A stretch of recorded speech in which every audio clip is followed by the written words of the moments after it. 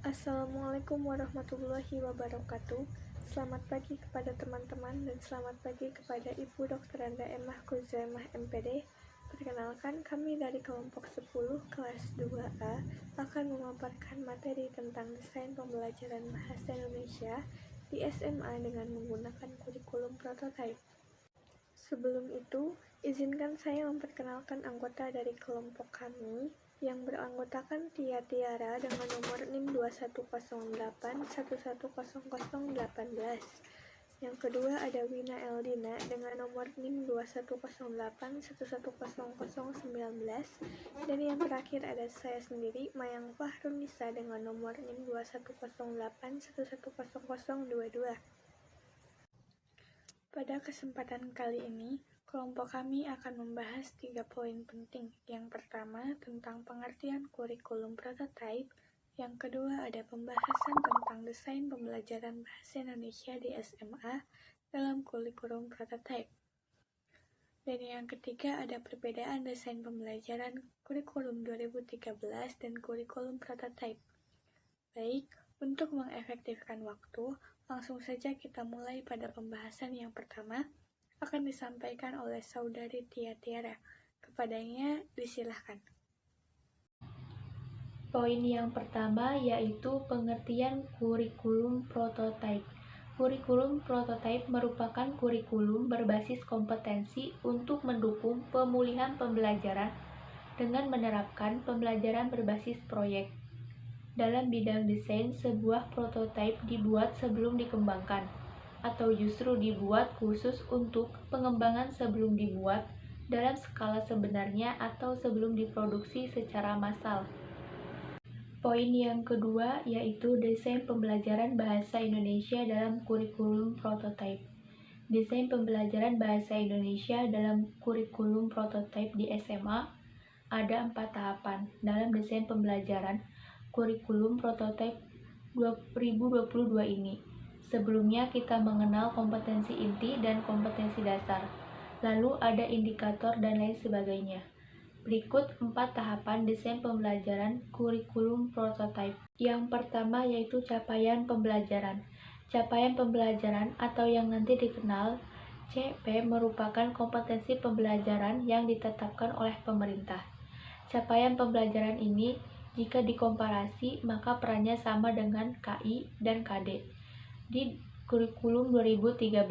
Capaian pembelajaran ini disusun secara sistematis dan disesuaikan berdasarkan fase. Fase yang dimaksud ini merupakan fase pendidikan dan sudah dibagi ke dalam 6 bagian.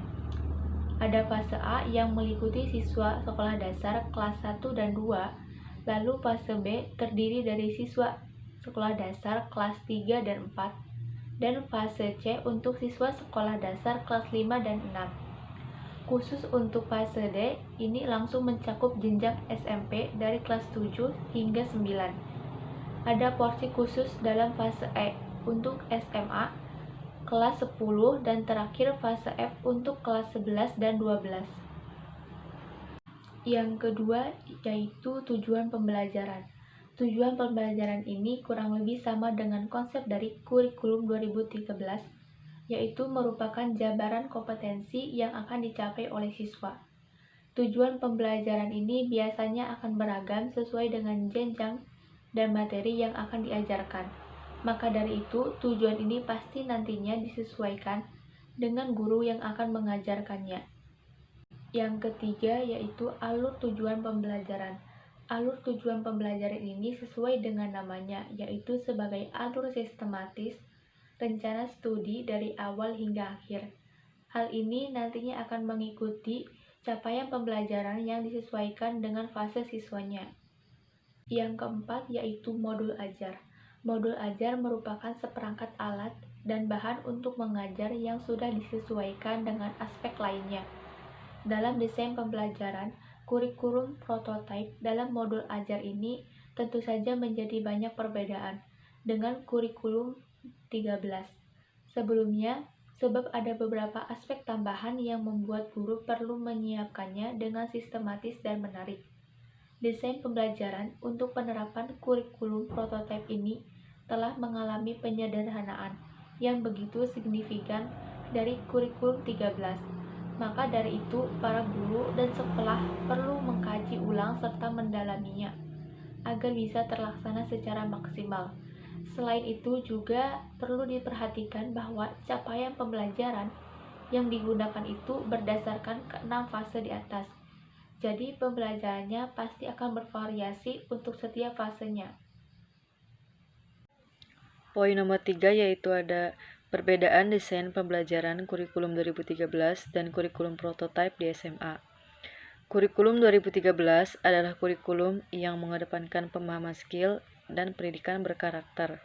Sedangkan kurikulum prototipe itu mengedepankan pembelajaran yang fleksibel, esensial, dan juga berkarakter yang sesuai dengan pemahaman Pancasila. Lalu yang menjadi perbedaan selanjutnya yaitu modul ajar yang ada dalam kurikulum 2013 itu sudah disesuaikan dari awal dan diberlakukan secara serentak ke semua sekolah yang sesuai dengan jenjang pendidikannya. Berbeda dengan modul ajar kurikulum prototipe yang sebenarnya sudah diterapkannya, tetapi memiliki kewenangan untuk mengembangkannya lagi sesuai dengan kondisi pada lingkungan sekolah. Kesimpulan, kurikulum prototipe merupakan kurikulum berbasis kompetensi untuk mendukung pemulihan pembelajaran dengan menerapkan pembelajaran berbasis project-based learning. Di jenjang SMA, adanya penghilangan penjurusan IPA, IPS, bahasa, dan sebagai gantinya, siswa kelas 10 akan mengikuti mata pelajaran yang sama dengan SMP, sementara kelas 11 dan 12 bisa memilih kombinasi mata pelajaran sesuai dengan kebutuhan, kemampuan, dan cita-citanya. Ada porsi khusus untuk fase E untuk SMA kelas 10 dan terakhir fase F untuk kelas 11 dan 12. Sekian presentasi dari kelompok kami, kurang lebihnya mohon dimaafkan. Wabillahi taufiq wal hidayah.